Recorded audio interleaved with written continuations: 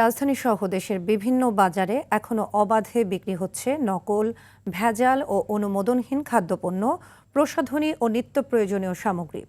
অনেক ক্ষেত্রে মানা হচ্ছে না নির্ধারিত ওজন ও পরিমাপের নিয়ম, ফলে প্রতিনিয়ত প্রতারিত হচ্ছেন সাধারণ ক্রেতারা। সরকারি সংস্থা বিএসটিআই নিয়মিত অভিযান পরিচালনা করলেও পুরোপুরি নিয়ন্ত্রণে আসছে না এই অনিয়ম। বিস্তারিত জানাচ্ছেন মিশু খাওলাদার। বিশ্ব মেট্রোলজি দিবস উপলক্ষে সঠিক ওজন, পরিমাপ ও পণ্যের মান নিশ্চিত করার বিষয়ে নানা কর্মসূচি পালিত হচ্ছে দেশ জুড়ে, কিন্তু বাস্তব চিত্র বলছে ভিন্ন কথা। রাজধানীর কারওয়ান বাজার ও আশেপাশের এলাকা ঘুরে দেখা যায় বিএসটিআই এর অনুমোদন ছাড়াই বিক্রি হচ্ছে বিভিন্ন খাদ্যপণ্য, প্রসাধনী ও নিত্য প্রয়োজনীয় সামগ্রী।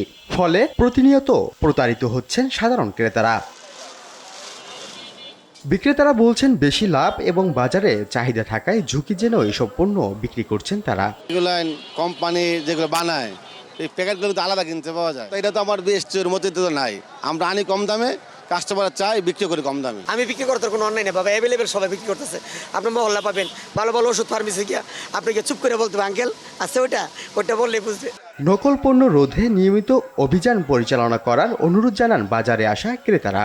সরকারকে এই পদ্ধতি ইন্ট্রোডিউস করতে হবে খুব ইজিলি, যাতে করে তারাও এটা সচেতন হইতে পারে যে এটা বিক্রি করতে গেলে এটা লাগবে।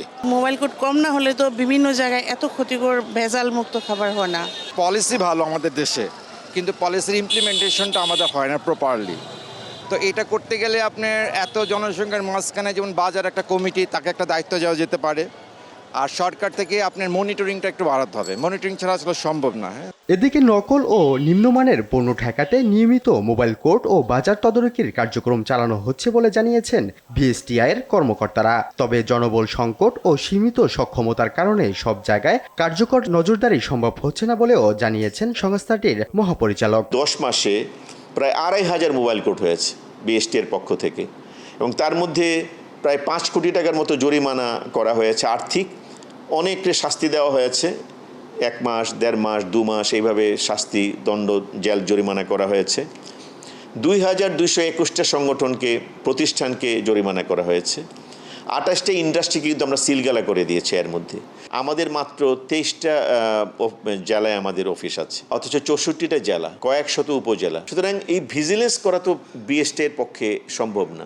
নকল ও অনুমোদনহীন পণ্য বন্ধে শুধু অভিযান নয়, প্রয়োজন ভোক্তাদের সচেতনতা বৃদ্ধি ও আইনের সঠিক প্রয়োগ, এমনটাই মনে করেন সংশ্লিষ্টরা। মিশু খাওলাদার, RTV, ঢাকা।